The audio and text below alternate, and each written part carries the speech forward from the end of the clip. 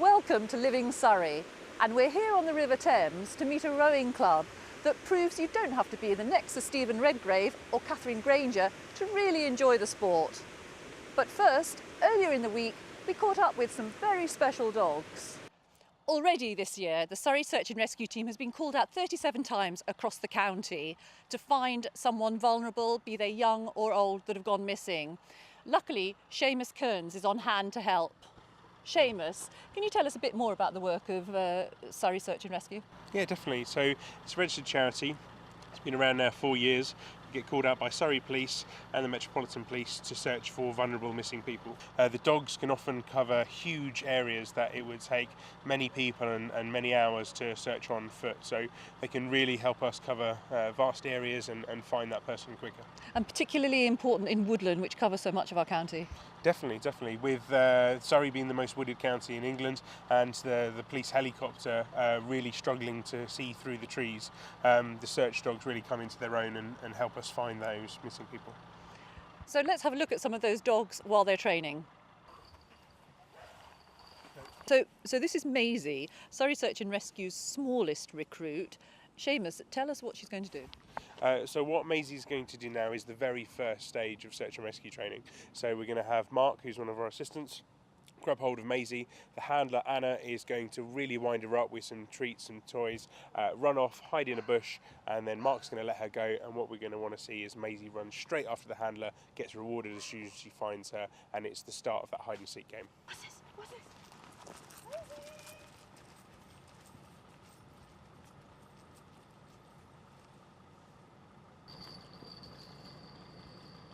Maisie's only been in training a couple of months. She's actually progressed further on than this stage, but it's always useful to kind of go back a stage every now and then, just really reinforce the dog's drive and the want to go out and find someone. So that was absolute textbook. Ran out, found the handler, got her treats in this case, and she's keen and she's ready for the next one.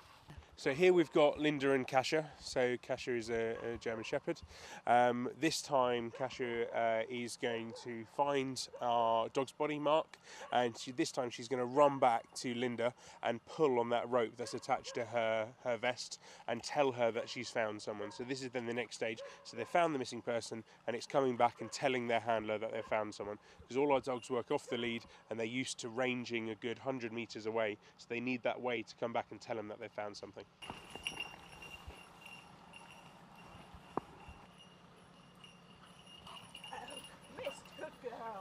We've got Catherine Tasker and her search dog Winnie. So they have been a pair, have been operational for about 4 years now. Last year they received a commendation from the Metropolitan Police.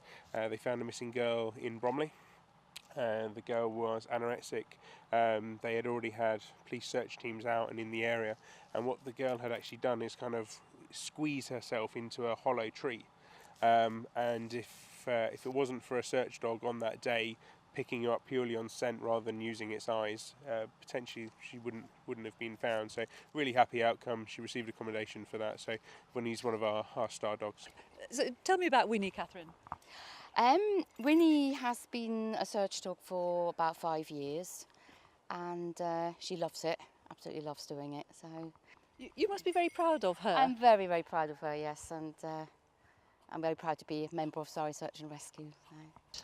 So Merlin's kind of at the top of his game really. So he's a level 3 dog, so he can search up to 50 acres in 90 minutes, which is kind of 50 football pitches worth of woodland in 90 minutes. That's a fair old trek. So he will work quite happily, sort of 100, 200 metres away from me, and just be picking up the scent of any missing people. And I guess also owners have to have a big old commitment. Yeah, absolutely. Our handlers will probably train 3 times a week, 2 or 3 hours each time. That's in addition to their normal walks, feeds. So yeah, it is a lot of time that they put in, but even if they find 1 or 2 people during their career, then that's time well spent. And of course, here we are in a beautiful June summer's evening, but it's not always like that. No, not at all. The vast majority of our searches are in the middle of the night. That's often when people get reported missing or when family members start to worry. It was only right we gave Merlin a chance to show off his searching skills, so I hid in the woods. Hi Amanda, it's Seamus. We'll be setting off in 30 seconds if that's good for you. We're all ready. I've seen him it.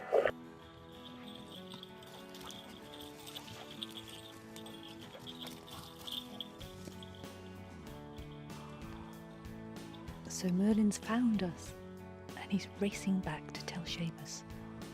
So if I was in distress, this would be such a welcome sight.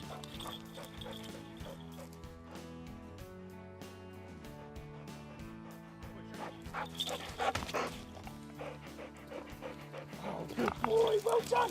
John, can you have a look? And so Search and rescue. Who you are? I'm Amanda. Amanda, you hurt anywhere, Amanda? I don't think so, but I'm jolly pleased to see you. John, what are your basic priorities? For the casualty, make sure that they're alert. They're speaking to us because the last thing we need, if they stop speaking, that's when it starts getting a bit more serious. As long as they're alert, we've got their attention, then we can start asking them questions.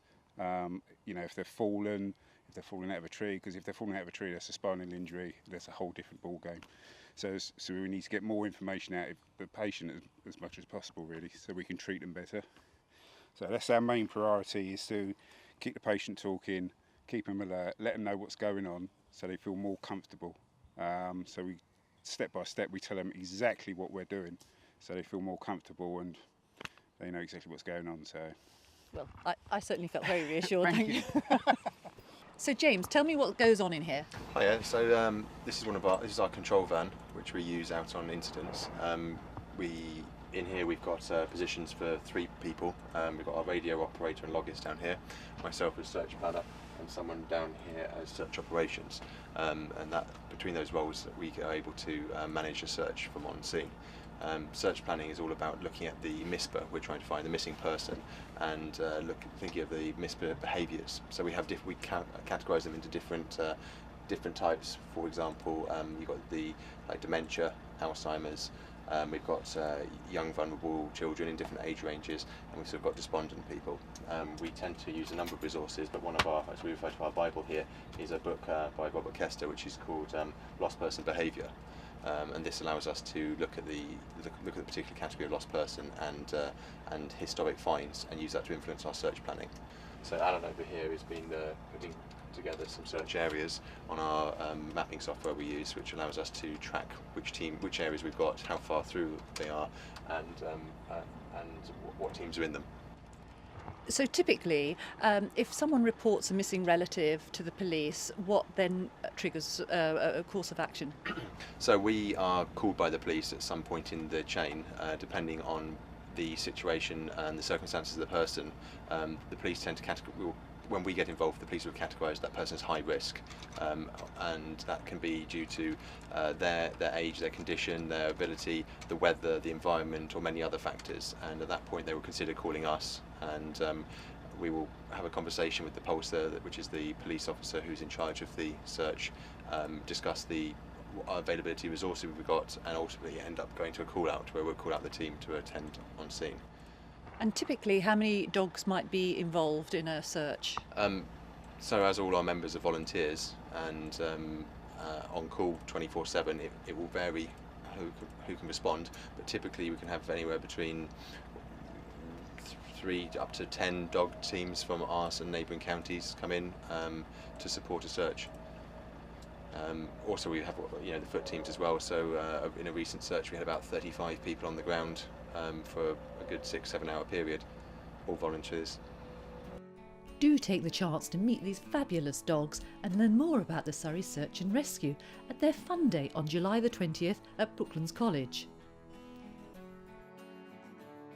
Meanwhile, in Hawley, the Canine Partners trainees were showing another fine example of how dogs are helping humans every single day. So I'm here with Jenny Moyer, Head of Communications at Canine Partners. Jenny, can you tell me how demand for assistance dogs is changing?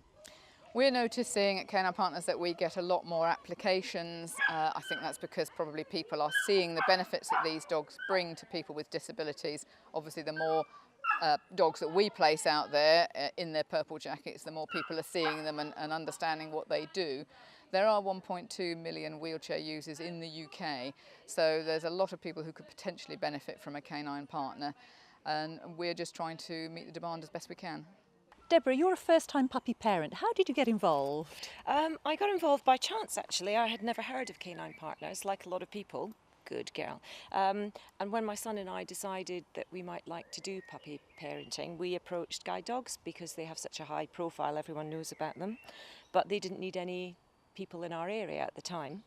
And then by chance, a couple of weeks later, a friend of mine who works in Reigate picked up a magazine on a coffee break and found a whole article about Canine Partners opening up in Surrey, and that they were looking for volunteer puppy parents. So it was just right place, right time.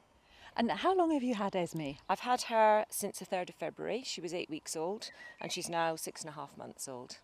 And how are you finding the whole training process? Really interesting, very enjoyable, quite hard work, very time demanding, it's fair to say, especially when they're very tiny, because you really have to be with them almost all the time.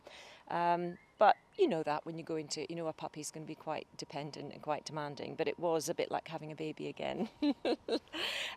But, great fun. They're very affectionate dogs, so you get a lot back as well as what you give. How do you think you'll feel when the time comes to pass her over to her companion?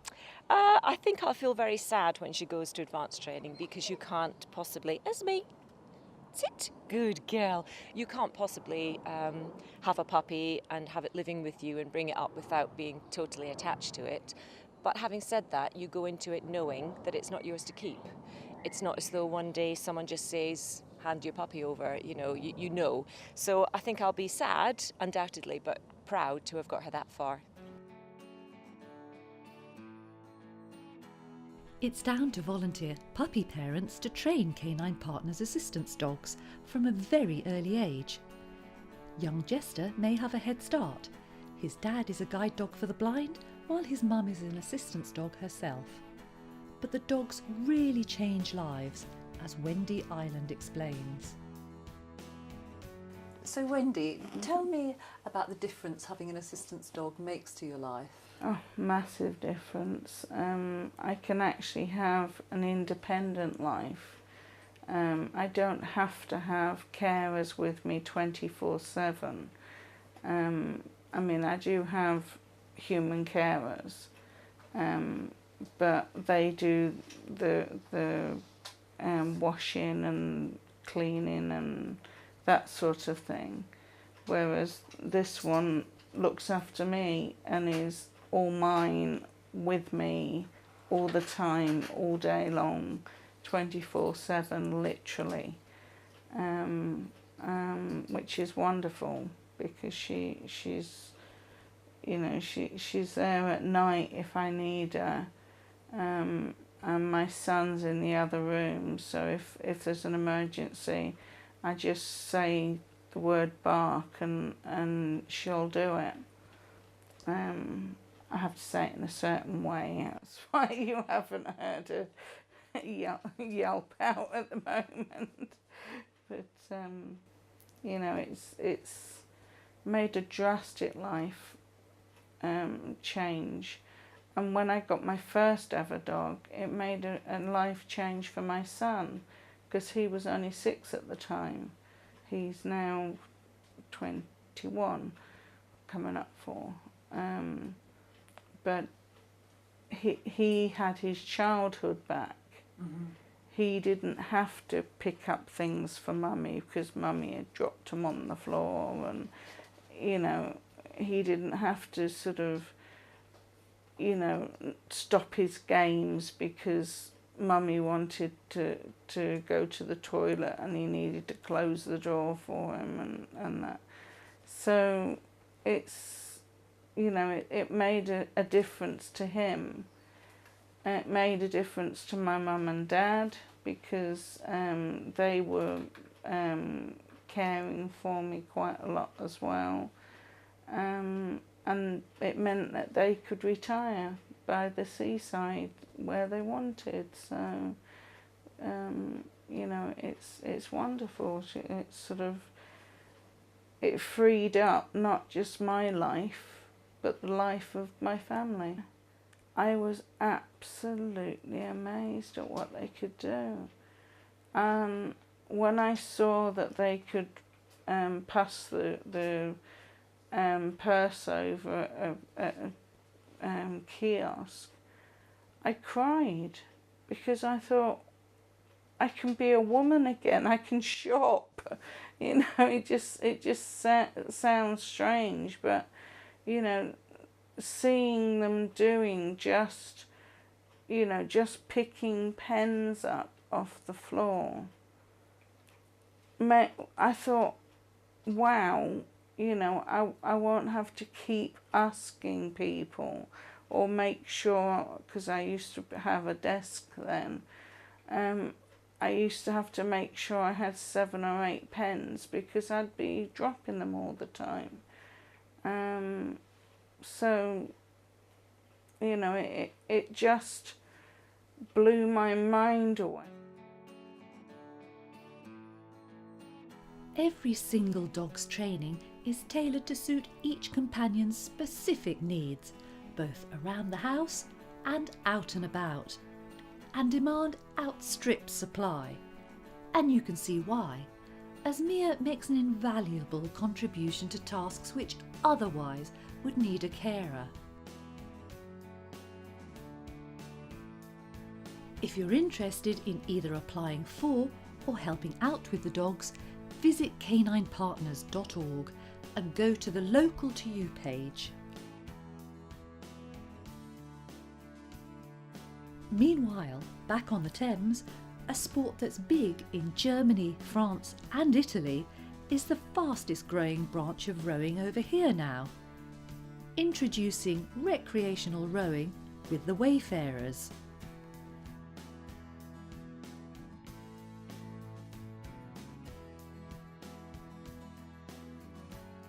It's a sport that appeals to both experienced and novice rowers, as former competitive rower David Stokes explains. Well, I was looking for a club to join that wasn't a racing club, because I used to race as a young man of 18, 19, 20, back in my days when I was at Oxford and I rowed for my college, Royal College. And racing was okay in those days because I was young and fit, and I didn't really mind that I was racing because we were there to win, so I didn't really notice where I was. So I used to go to all these regattas, lovely places like Marlow, Wallingford, Henley, and you'd sit in your boat and you'd race with your head down and didn't really look around. You weren't allowed to look around. So when I wanted to get back into rowing, I decided I didn't really want to race. I wanted to row for leisure, for enjoyment, to keep fit, but also to be able to look around and see where I was. I'm here with Jane and Lara, who between them have got a total of 7 years rowing experience between them. Jane, tell me how you got started with Wayfarers. Well, my son rowed for St George's in Weybridge, and I used to sit and watch him from the riverbank, and I would see these boats going up and down and thought this would be a fantastic opportunity, but how do you get involved? And as luck would have it, Boat Club dinner came round, and one of the auction prizes was a beginner's course at Wayfarers. So kept putting my hand up. I was absolutely determined to win. Nobody else was going to win that. So luckily I got it, started, and I've been hooked absolutely ever since. And what about you, Lara? Well, I live near the river, and I'd watch people coming around, and I thought, oh, that can't be too hard. Let's give that a go. Everyone says it. I know, it can't be too hard. And so I did. I jumped into a boat with John and Caroline, spoke to them, and came down and did a learn to row course with Wayfarers, which was the year before Jane. And in fact, that was then the following year, because by that stage I'd started doing assistance coaching. Yes, and that was when Jane came along. Yeah. So we met literally in a boat. And so lots of people do, and as well as everything else, the friendship element and the social side is fabulous. It is. You know, because it's recreational, we have the time to do it. I notice you both look fabulously fit. Do you have to do any additional training, or is it just the rowing keeps you like that? It really is just the rowing. It's just the rowing. I do a little bit of Pilates, but really that's about as much as we do. Yep. In the winter, we try to keep fit by doing the ergo sessions if we can't get onto the water. But in all honesty, rowing absolutely is all you need. Yep, it does everything.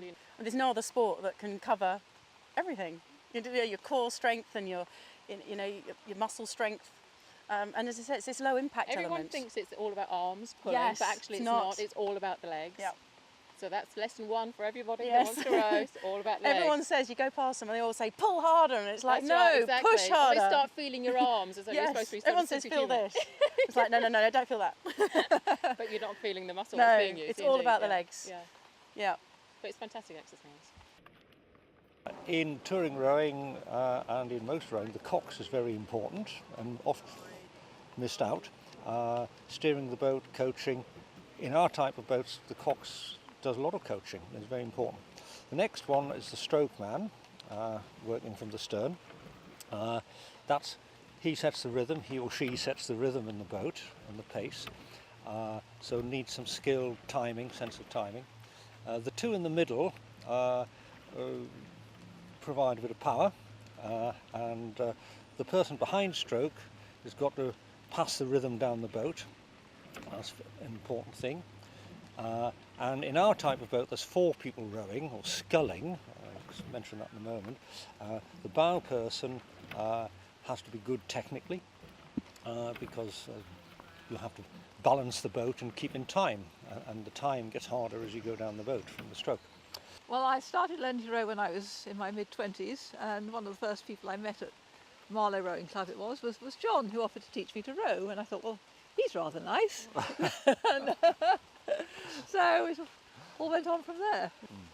And what about you, John? How did your love affair with rowing start? Well, I started to row on the Tyne, and I started to row at school, although it wasn't a big rowing school, and it went on from there in university, and I liked rowing and just kept going. I wasn't any good at ball games, you see, so rowing was good for that. So tell me the ethos behind Wayfarers, because it's been quite a journey really, hasn't it, getting this started? It has. I was a competitive rower. Well, we both were. Yes, indeed. And indeed was president of Weyfarers Rowing Club. But I saw, we discovered touring rowing in France on a holiday. And it went from there because we discovered there was a big event being held the next year, and we didn't know what it was, and then we found out about that, we took part, and there was an international event every year, and we met lots of people and thought this is fun, and it was in a different type of boat, and it was touring and rowing long distances and social, and we thought this was a good thing, and so we started to take an interest in that, and then we were asked by our continental friends, why can't we do this on the Thames?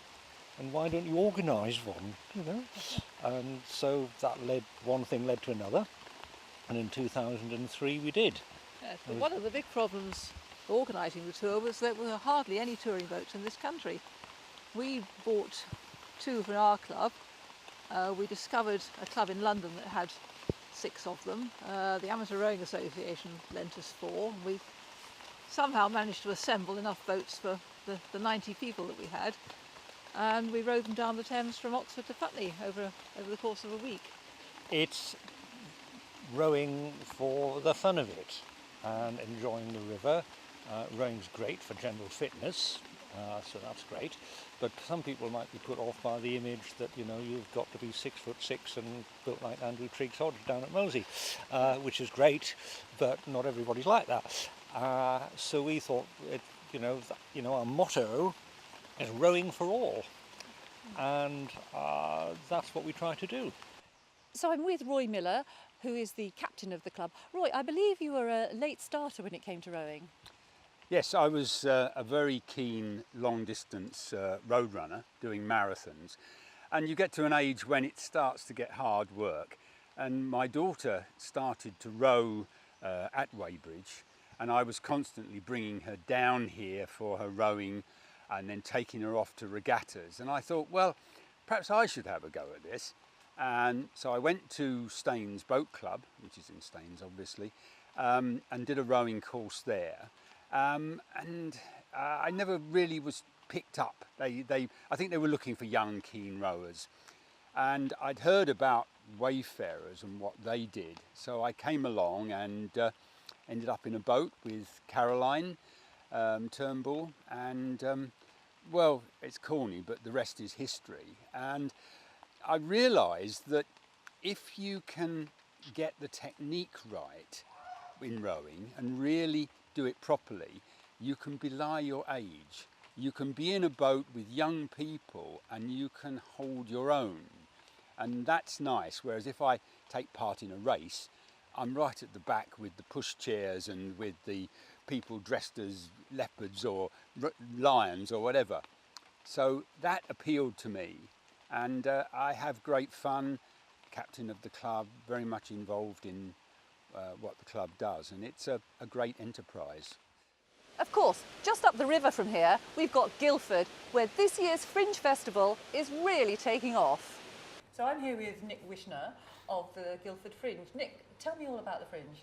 Well, we started last year, Guildford Fringe Festival. We were just in one venue last year, so it was basically a bit of a fake festival. But we've grown a bit over the coming months, and now we've got 9 venues. Fringe Festival is an open access multi-arts festival, so anyone can join in, and it's completely open access to everybody, whether you're an amateur, never performed before, right up to the top touring pros like our open air Shakespeare gang that are coming along. And what can people expect to see? All sorts. So we've got art exhibition. We're in the Keystone pub now with their art on the walls, which is fabulous. We've got an art exhibition happening here. We've got loads and loads of jazz. And then you go to the back room where we've got lots of new writing plays. We've got bands happening at the Boiler Room. We've got open air Shakespeare at Clarendon Wood Natural Burial Reserve and Wintershall Estate. So the spectrum is huge. It's literally multi-arts. It's anything artistic, I'll take. And talk us through some of the highlights. Right, I've got blues and burlesque. We've got 2 burlesque shows in the festival. One of them is at G Live, the Bellaby studio, which is now sold out. We've got other acts at Bellaby, which is the Jazz Night, which is on the 10th of July. We've also got a new play called by Lynchpin Productions, which is a local theatre production company. They're fabulous. So they're both at G Live. Highlights, I'd say, the blues and burlesque at the back room of the Star Inn on the 17th of July. It's blues, burlesque and comedy, done by a chap who's been up to the Edinburgh Fringe for the last 3 years. So now, as we've grown, we've attracted different kind of acts, so people are now using us as a warm-up to go up to Edinburgh. So ours is in July, theirs is in August, so they're kind of testing their stuff out here, which is really exciting for us. So the blues and burlesque and the open air Shakespeare, they're 2 of my kind of highlights. And what's the open air Shakespeare production? Much Ado About Nothing by the Burnt Out Theatre Company. They're performing at Clarendon Wood Natural Burial on the 5th and 6th of July, and then from the 16th to the 20th of July at Wintershall Estate, which is in Bramley. They're the place where they do Life of Christ at Easter and Christmas. A really beautiful venue and a completely professional company. They're in rehearsal now, and I'm keeping up to date with what they're up to. It's sounding really, really exciting. When's it running from until? The 1st to the 27th of July. It's going to run for the whole of July every year. It's growing, hopefully, so next year we're looking at around 15 to 20 venues, but yeah, the whole of July. So sum up for me why people should come along to at least one event on the Fringe. At least one, far more than one. It's just going to be a cracking month. I can't wait. I didn't expect to grow this fast over a year. I was aiming for 5 venues for this year, but the venues in Guildford are so behind it, they just jumped on board, and that's the most exciting thing, to have proactive venues. The acts, I mean, we've got Shakespeare to drag artists and everything in between, live bands, all sorts. So there is something for everybody. Come down, it's affordable, good, entertaining fun.